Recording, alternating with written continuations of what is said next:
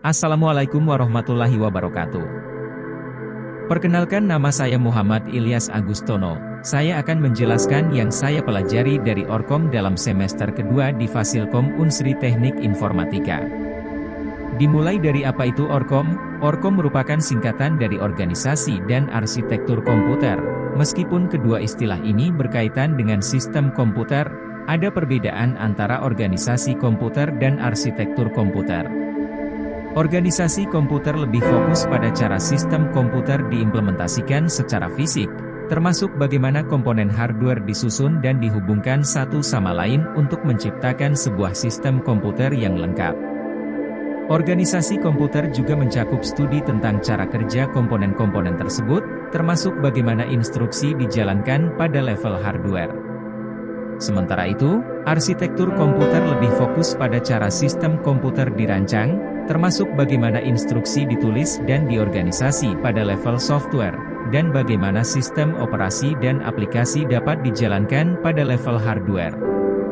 Arsitektur komputer juga mencakup studi tentang cara sistem komputer dikembangkan dan dioptimalkan untuk mencapai tujuan tertentu, seperti kecepatan, kapasitas, dan efisiensi.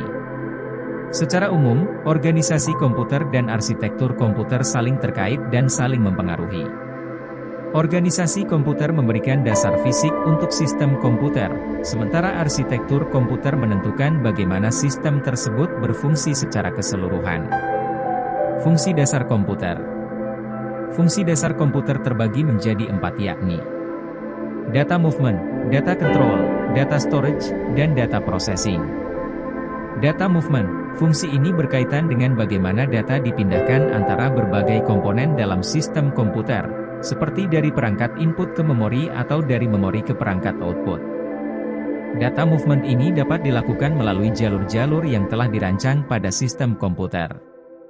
Data control, fungsi ini berkaitan dengan bagaimana sistem komputer mengontrol pergerakan data di dalamnya.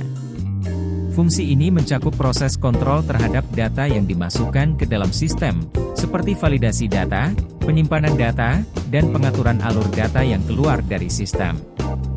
Data storage, fungsi ini berkaitan dengan bagaimana data disimpan dalam sistem komputer. Hal ini melibatkan perangkat penyimpanan data, seperti hard disk, flash drive, dan CD-ROM. Data yang disimpan pada perangkat ini dapat diakses kembali pada saat dibutuhkan. Data processing, fungsi ini berkaitan dengan bagaimana sistem komputer memproses data yang dimasukkan ke dalamnya. Data yang masuk dapat diubah, dihitung, dan diolah sesuai dengan kebutuhan. Fungsi ini dilakukan oleh komponen utama sistem komputer, yaitu prosesor. Prosesor akan membaca instruksi yang telah diatur pada program dan menjalankan perintah-perintah tersebut untuk menghasilkan output yang diinginkan. Gerbang logika. Gerbang logika adalah sebuah komponen elektronik yang digunakan untuk memproses sinyal digital dalam suatu sistem elektronik. Gerbang logika ini dibangun dengan menggunakan struktur diskrit, yaitu kombinasi dari beberapa jenis transistor, dioda, resistor, kapasitor, dan komponen elektronik lainnya. Beberapa jenis gerbang logika yang umum digunakan antara lain. Gerbang N. Gerbang ini menghasilkan output logika 1, hanya jika kedua inputnya bernilai 1, selain itu outputnya akan bernilai 0. Gerbang OR. Gerbang ini menghasilkan output logika 1, jika salah satu atau kedua inputnya bernilai 1, sedangkan jika kedua inputnya bernilai 0, outputnya akan bernilai 0.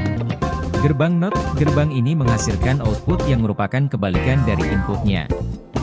Jika inputnya 1, maka outputnya 0, dan sebaliknya. Gerbang XOR. Gerbang ini menghasilkan output logika 1, jika kedua inputnya berbeda, sedangkan jika kedua inputnya sama, outputnya akan bernilai 0. Gerbang NAND. Gerbang ini merupakan gabungan dari gerbang AND dan gerbang NOT. Gerbang ini menghasilkan output logika 0, hanya jika kedua inputnya bernilai 1, selain itu outputnya akan bernilai 1. Gerbang NOR. Gerbang ini merupakan gabungan dari gerbang OR dan gerbang NOT. Gerbang ini menghasilkan output logika 0, jika salah satu atau kedua inputnya bernilai 1, Sedangkan jika kedua inputnya bernilai 0, outputnya akan bernilai 1. Sistem bilangan. Sistem bilangan adalah cara untuk merepresentasikan angka atau nilai dalam bentuk simbol-simbol tertentu.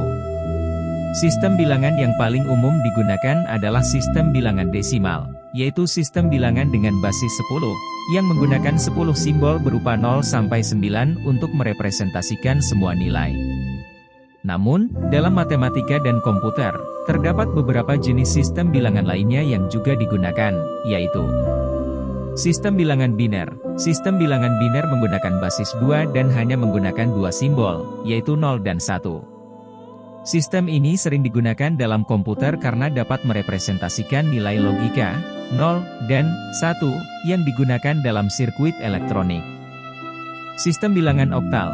Sistem bilangan oktal menggunakan basis 8 dan menggunakan 8 simbol, yaitu 0 sampai 7.